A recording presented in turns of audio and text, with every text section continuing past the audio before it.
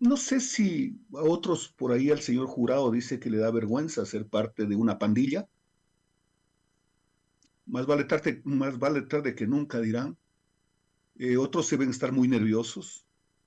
Lo que pasó ayer en la asamblea con estas señoritas asambleístas fue una cosa bochornosa. Mire usted, a las damas ministras ya mismo las agredían. Una de ellas tuvo que ponerse un poco, taparse los oídos porque era romperle el tímpano. Pero lo que sí quiero que, aspiro, mejor dicho, que quede claro, que aquellos que llegan ya bajados de la camioneta a especular, a chantajear sutilmente, porque tienen práctica, van a tener que cuidarse mucho, porque la tecnología nos ha llevado a tener toda esta información. Quedan registrados, o mandan a sus, o envían a sus acólitos, también quedan registrados. Las oficinas públicas tienen una bitácora, quién entra y quién sale. Y yo diría que lo que sí es triste, mi estimado Freddy, es que no ha habido legislación desde hace muchos años. Cuando a mí me destituyó el señor Correa, y digo a mí, porque no me voy a comparar con otros destituidos, ¿no? Y peor con otros que estuvieron en contra y le tendieron la mesa y la cama a Correa para que con el golpe se encumbre casi al firmamento para hacer de las suyas. Entonces yo dije una cosa y se lo repetí más de una vez, Freddy. No estoy diciendo con una insistencia obsesiva, sino porque es necesario en el diálogo.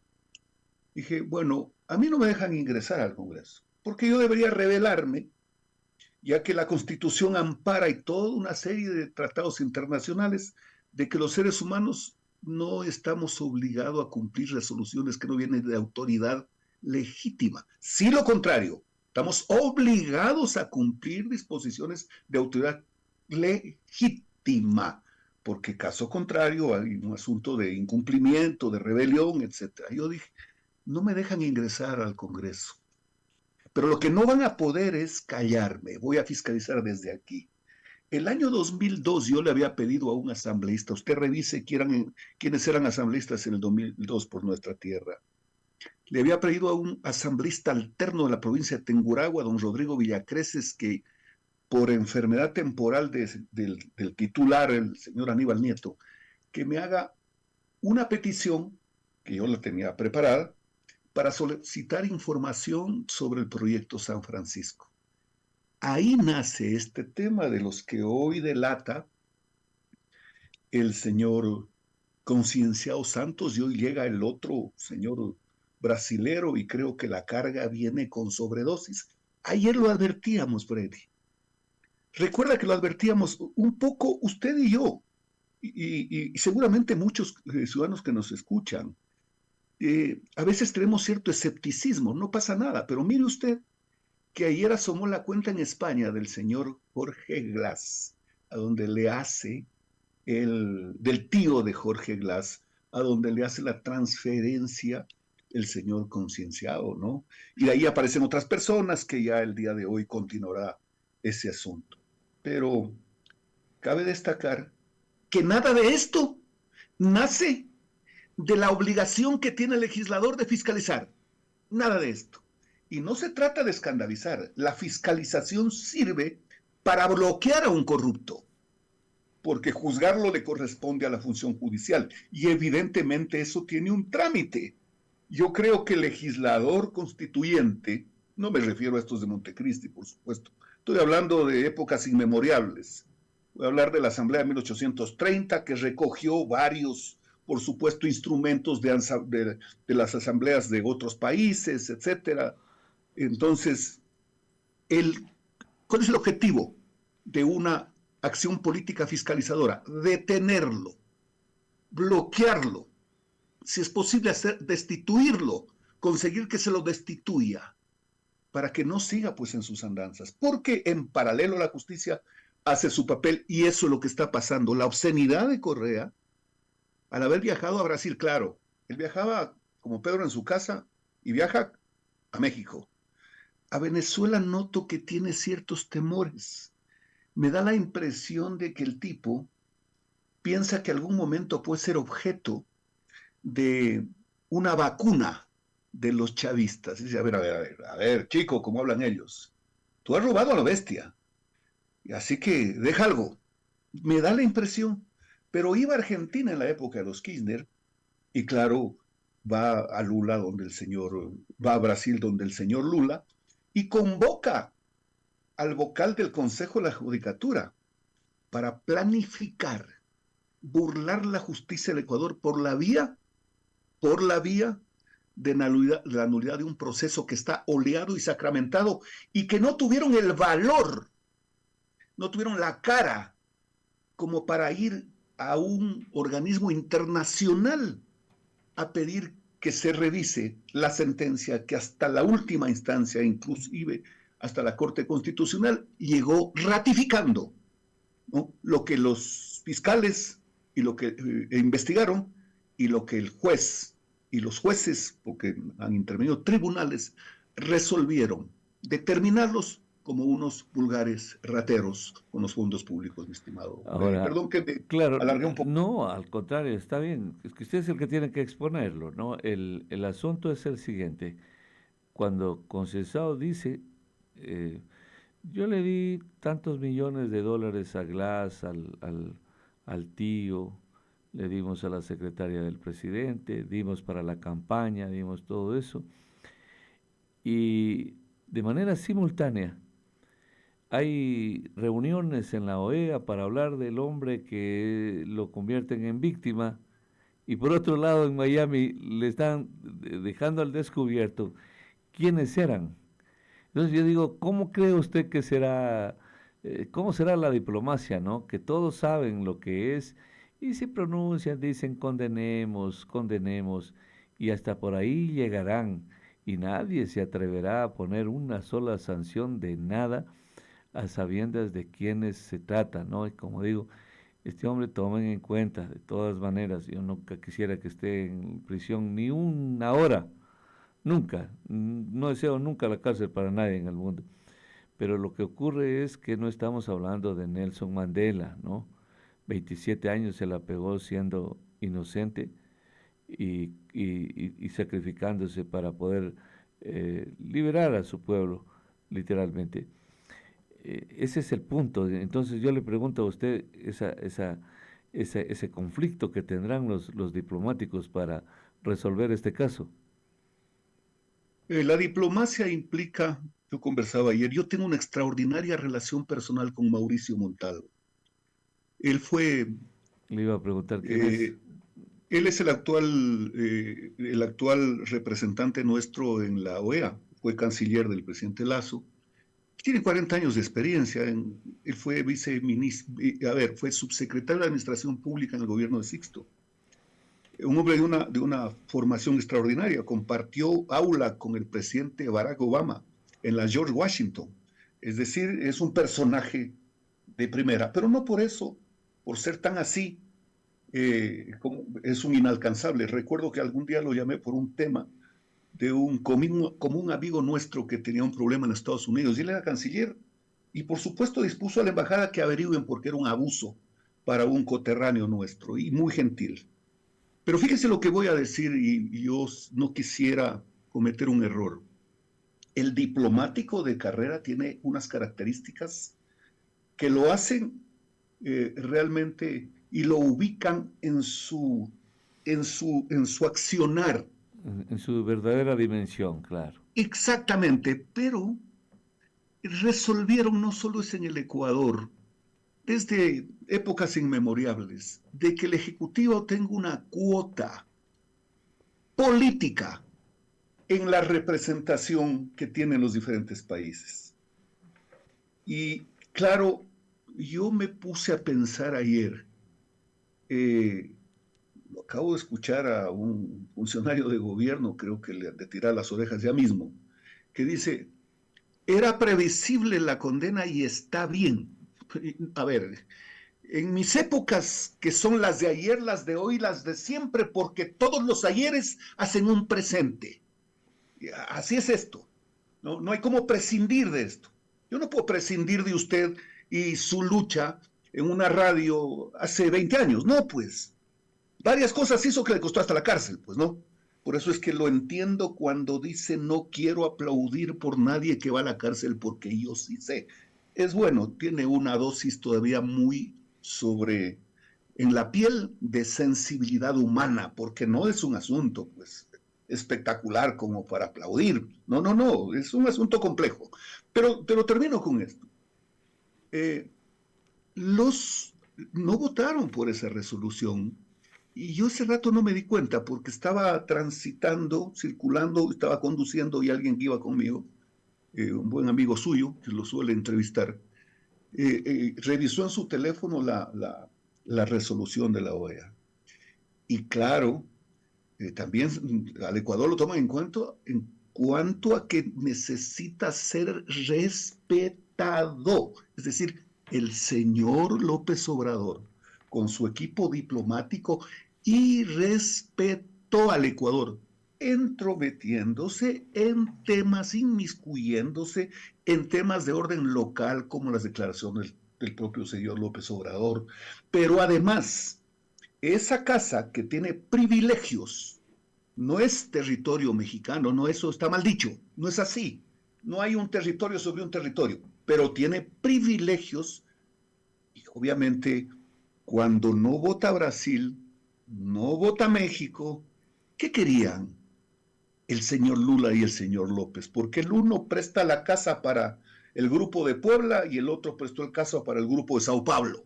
Y los dos caminos van allá donde se juntan siempre los caminos. Esa fue una estrategia vandálica para saquear los fondos públicos. Freddy, tome en cuenta una fecha que le voy a dar. Tome en cuenta una fecha que le voy a dar. Y como suele decir el último de mis nietos, no eres amigo del doctor Google. Un día me sorprendió, le digo, ¿quién es el doctor Google? Pero Freddy, ahí investigas todo. Pregúntame qué pasó en Chernobyl, me dijo. Me impactó para bien, por supuesto, ¿no? De esta explosión nuclear que hubo allá por la década de los 80. En el mes de noviembre, luego de la segunda vuelta, el señor Correa se fue a Brasilia. Mire usted que el diario El Comercio de la época, yo tengo un archivo que no se imagina, pero voy a comenzar a desempolvar con mascarilla porque eso es, así hay que hacer. Y fue ganando las elecciones, fue a Brasilia. En Brasilia lo esperaba el presidente Lula. Y el diario El Comercio señalaba de que quien pagó la cuenta en el hotel donde se hospedó el señor Correa y su comitiva, entre ellos el señor Antonio Ricaurte, el que le dicen el que le dicen El guagua niño, alcalde, el guagua, alcalde. guagua alcalde. Ajá. Usan estas cosas de repente para ponerle color a las cosas que tienen otra dimensión. Fueron los dos. Y se fue en un avión privado. ¿Y sabe de quién era el avión privado? Del Grupo Amazonas. ¿Y sabe quién era el piloto? Era el señor Mario Viteri. ¿Y sabe quién era el copiloto? El señor Jorge Dongilio. Un jet privado que cuesta $4,500 la hora.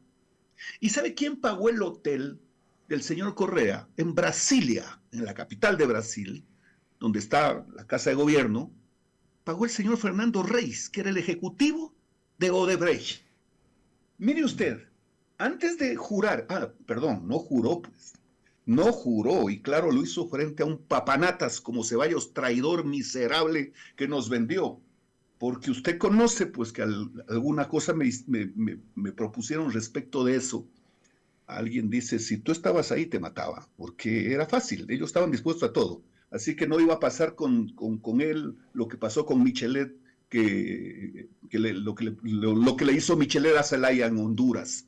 Entonces, aquí fue hablar con los ejecutivos de Odebrecht, porque conocían los proyectos que tenían el Ecuador.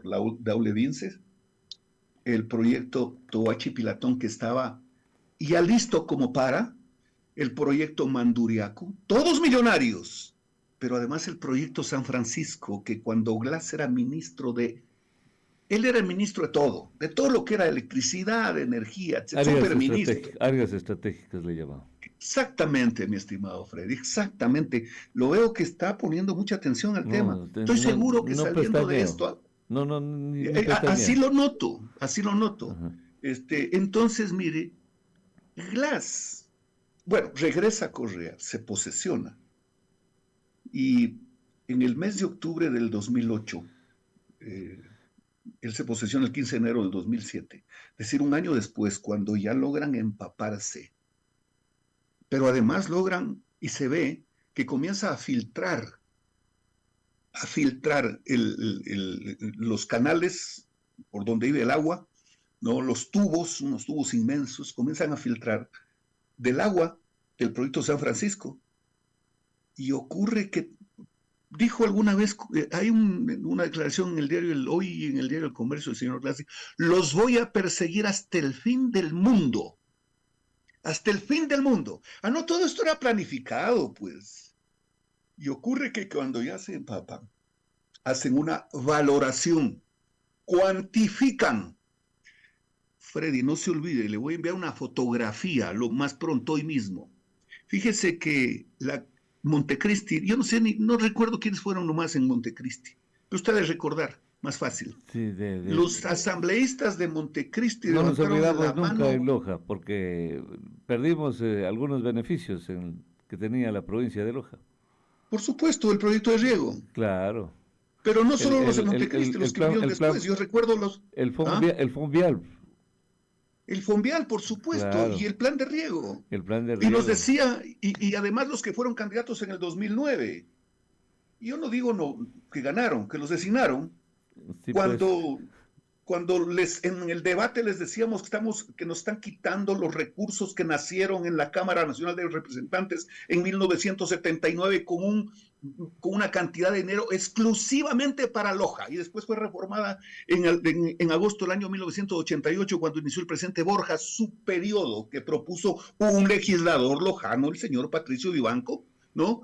Que ya no sea una cantidad fija, sino que sea una cantidad calculada de acuerdo al movimiento en las cuentas en los bancos en moneda nacional. Y colaboraron todos los asambleístas del país. Recuerdo un discurso del señor Jacobo Bucarán extraordinario hablando de Loja, el diputado con quien yo trabajaba, el señor Dají, también votó, etcétera, etcétera, etcétera.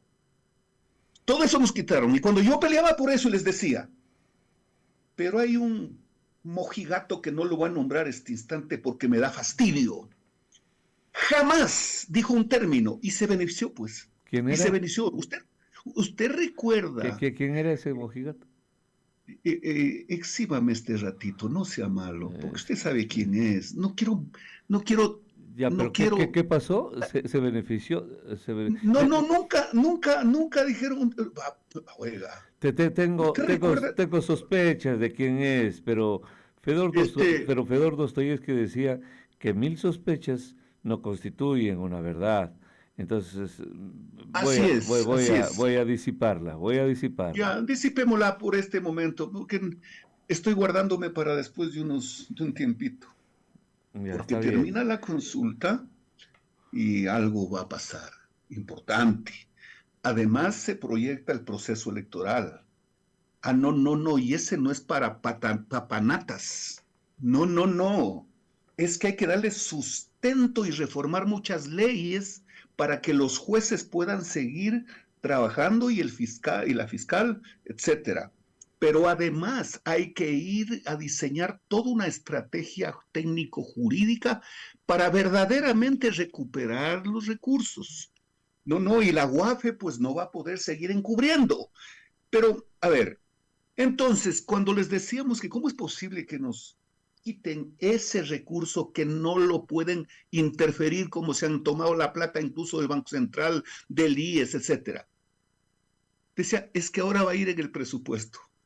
Yo decía, Dios mío, bendito, ¿por qué? ¿Será que mis conciudadanos estamos, y yo también menos? Porque yo peleaba, pues, ¿no?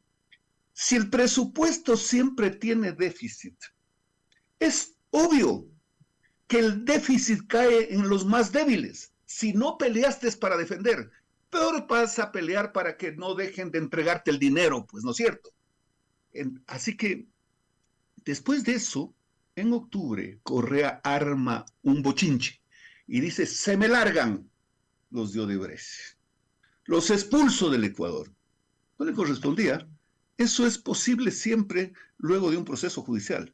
Y claro, los votó. Y se fueron sus acólitos, pues se fueron a encontrarse con ellos y a valorar, a ver, tienes este proyecto.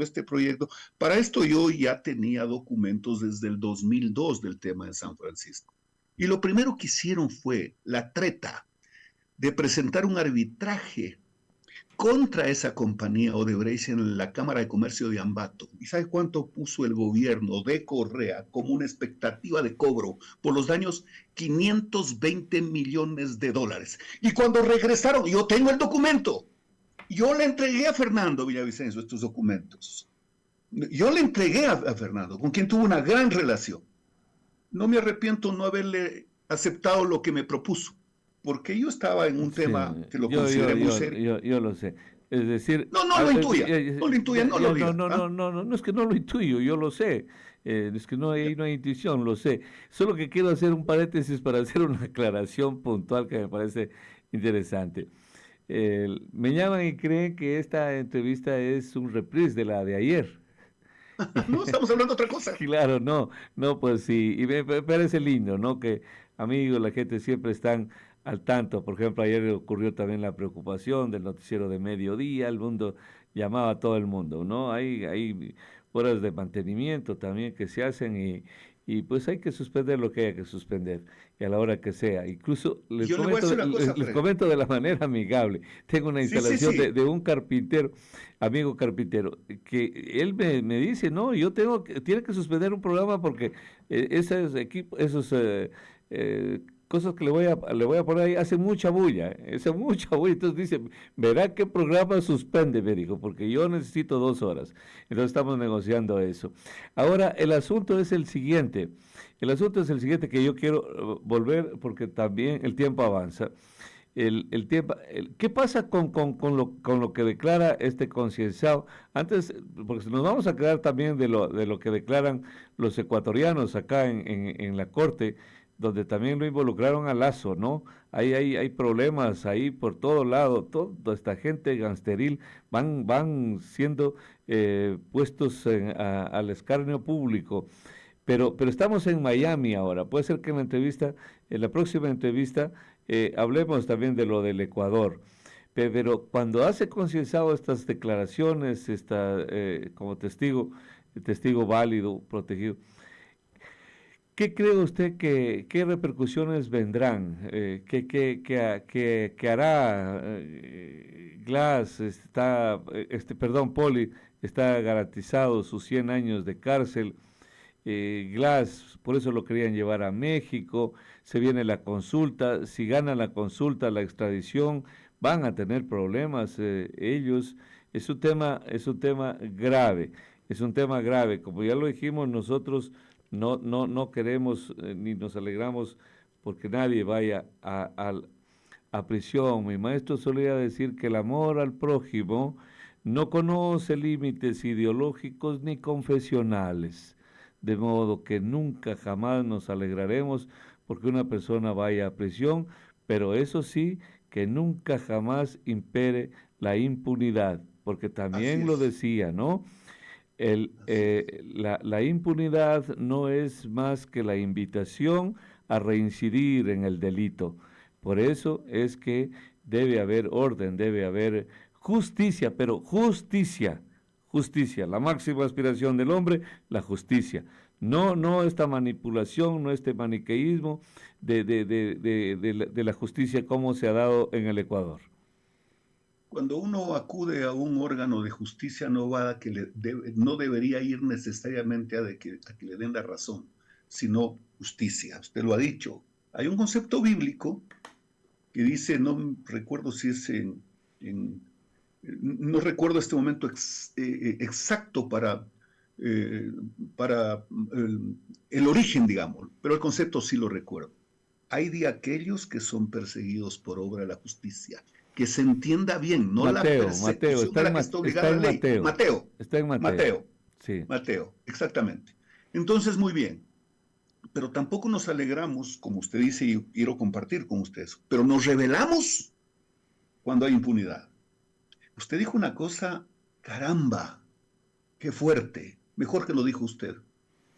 Sí, La consulta popular busca que el país no se convierta en un santuario de mafiosos, de narcos y de sujetos que han robado las arcas públicas desde la función pública. Y claro, pues habrá que ver cómo se adecúa el tema, porque si es que un funcionario público ha prestado su oficina para hacer inversiones de empresas de narcos, puede ser objetivo de solicitud de extradición del gobierno de los Estados Unidos. Y eso debe tenerlos muy preocupados, porque además ¿cuándo piden la extradición los gringos? Cuando les usan el sistema financiero. Claro, ellos se quedan con el dinero, nunca lo entregan. Eso se queda en las arcas de los Estados Unidos. sí, así veo. Nunca ¿Sí? devuelven, nunca No, no, devuelven. no, no, no. Eh, Y no sé cuándo vamos a hacer esa lucha para pedir, oye, ya ustedes tienen de más.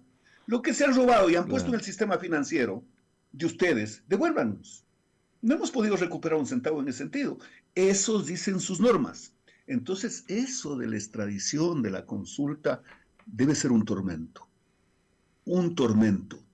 Y claro, pues este instante, yo no quiero ser peyorativo en lo que voy a decir. Cuando usted habla de nuestra tierra, muchas veces yo he sido un poco reactivo. No, no, no, Freddy, no, no me diga que somos el último rincón del mundo, ni mucho menos. Y el Ecuador no es, alguna vez discutíamos eso, pero en el Aunque ambiente no de lo la crea, nunca lo efervescencia. digo porque no me simpatiza el que lo dijo, nunca ha sido afecto más bien, más que me No, no, no, simpatiza. no, no, No no, lo he no me voy sido a referir al muy último. afecto y tampoco, no me gustan dos términos que la gente siempre, o quizá tres. El último rincón del mundo. Lo otro Sí, es, sí, sí, sí, no. lojano come a lojano. Hay otro, la Freddy, doblemente universitaria. Son términos que a Freddy, mí me fastidian, nunca los he acuñado, nunca los he ocupado. Ahí están agrietándose, pero en mi humilde léxico no los utilizo nada de eso.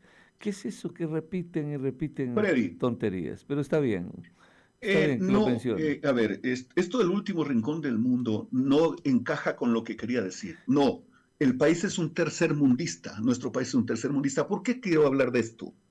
Y por supuesto que yo tampoco estoy de acuerdo en estar en la cola del mundo. No, yo Lo del tercer entenderé mundo no es una cosa de querer o no querer, es una situación, una posición, una yo he de ubicación, entender una que calificación que que tenemos que hacer esfuerzos para ascender, nada más. Es que yo he de lamentablemente es así. entender esa como una declaración Ese literaria, es un desafío, más poética, bien es un que desafío.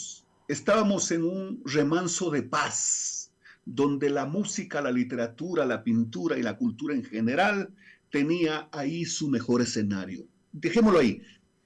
Como este Sí, momento, lo del señor Concienzao, se origina en Miami, en las Cortes de Florida. Ellos tienen todo un aparataje de comunicación. Este rato el mundo lo conoce a este tema ya mucho más allá de lo que lo conocía cuando ocurrió en nuestro país. Pero ¿sabe qué? A propósito de la extradición, Glass, le pido por favor, compartamos una fecha, febrero del año 2017, pocos días antes de la campaña electoral. El señor Correa estaba en Santo Domingo, en la República Dominicana, y llama y hace todo un escenario teatral, ¿no? Para luchar contra la corrupción.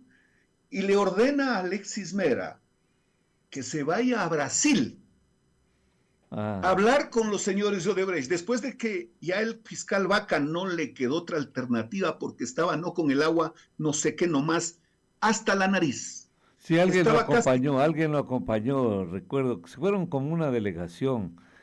Sí, Bueno, sí, sí, fue cierto. en los acólitos Pero no me liderada, interesaría haber sido, liderada por Alexis Vera, que también está embarrado ahí en Miami. pero es que es bien importante lo que les voy a decir. Estaba con el agua el fiscal Vaca ya no hasta la nariz, no sé qué nomás. Estaba peor que los cristianos, como Hasta la pelada, los, pues.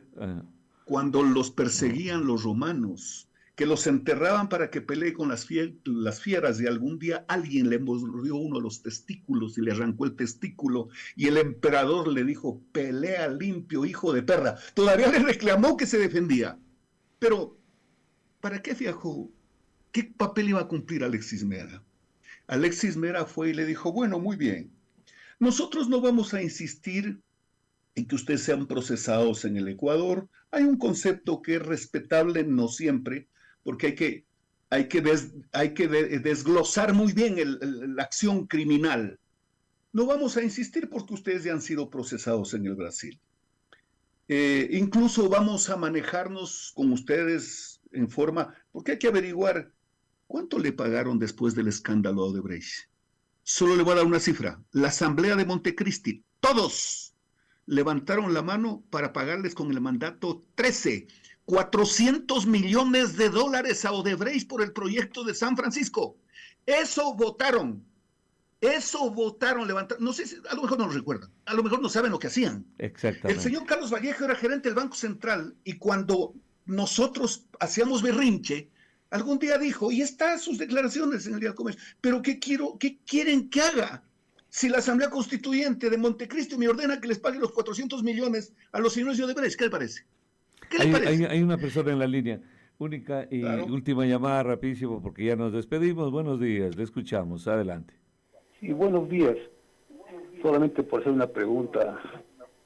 ¿Por qué razón con tantas cosas que le saca, que usted sabe de Correa, por qué razón la Fiscalía no actúa y más bien lo acusan de influjo psíquico? Entonces eso no se comprende con tanta cosa que tiene el señor y realmente no se comprende. ¿Por qué influjo Ya, psíquico nada más? ya, muy bien. Buen día. Conteste, por favor. No, yo saludo, pues es correcto el sentimiento de la gente.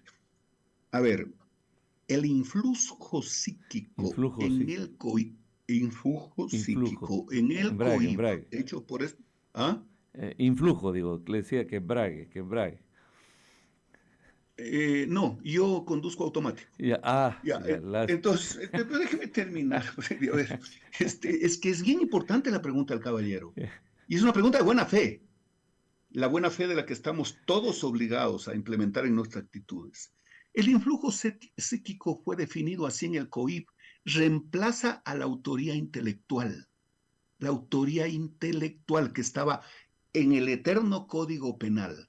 ¿Qué significa eso?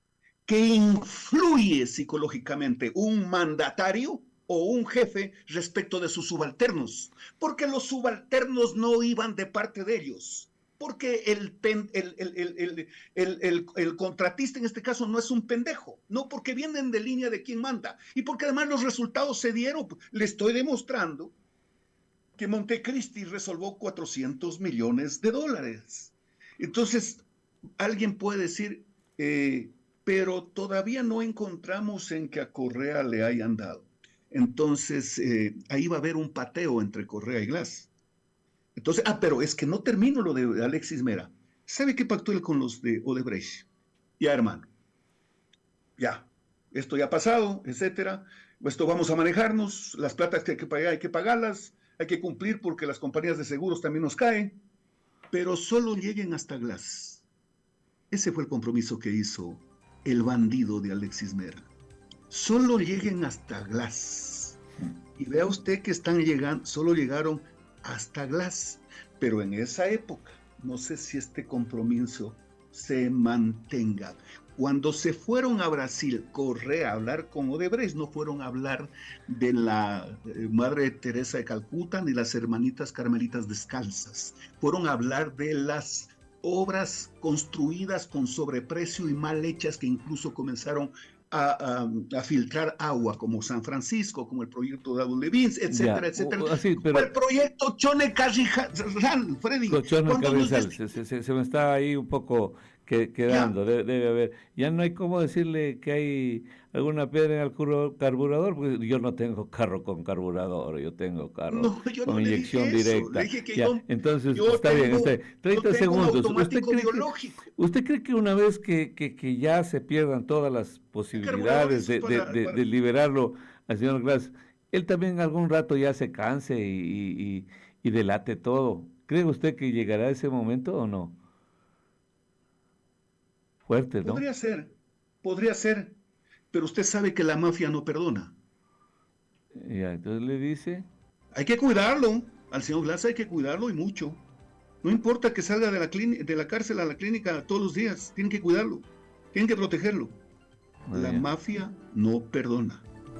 Creo que, claro. Gracias, licenciado, un abrazo grande.